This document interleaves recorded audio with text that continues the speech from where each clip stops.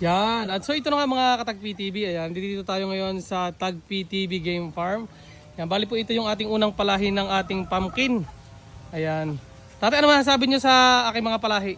Okay. Magaganda siya at magaganda ang lahi. Yan. Ito po yung ating pumpkin na winning line mga ka-Tag PTV. Yan, bali po sila ay sila ay apat. Ito yung ating talagang quality na number 1. Ito yung ating gagawin nating future brood stag. Yan, ito po yung pure pumpkin. Bali po, yan, tatay tadini. Ara ang kanyang parents. Yan, ito ang kanyang magulang, ama't ina, papakita ko sa inyo. Tapos binibreed na ulit natin ngayon.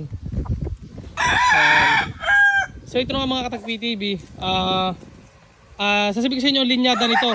Kung tandaan nyo mga ka-Tag PTV, yan po ang kanilang magulang.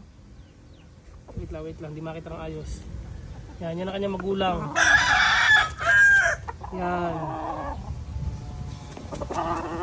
Yung isa na saan? Yan.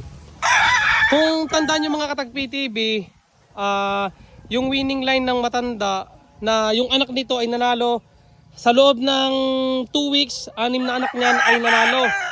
Na ilang beses ipinag-champion ng matanda. Tapos sabi sa akin ng aking mga viewers, bilhin ko ang mga kapatid ng nanalo na anak nito. Bali ito mag-ama. Anak niya yung dalawang yan. Tapos ibinangga ko sa ama, ito yung labas. Yan. Ito yung aking pumpkin.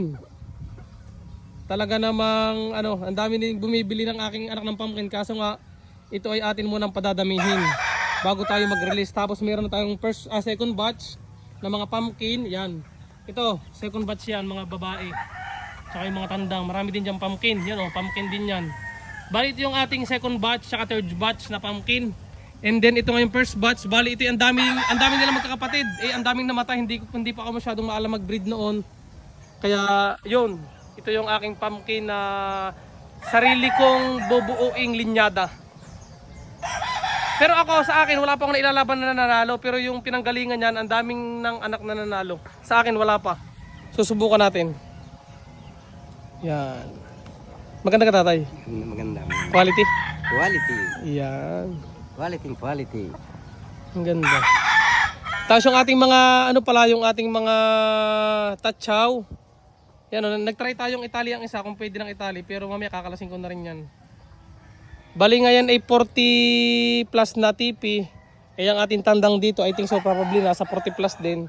Kaya dito naka-ready yan. Dito natin tatambang lahat ng ating mga tachaw. Tapos ito yung ating mga white jacket. Yan, mga pure. At saka white jacket cross RRCN.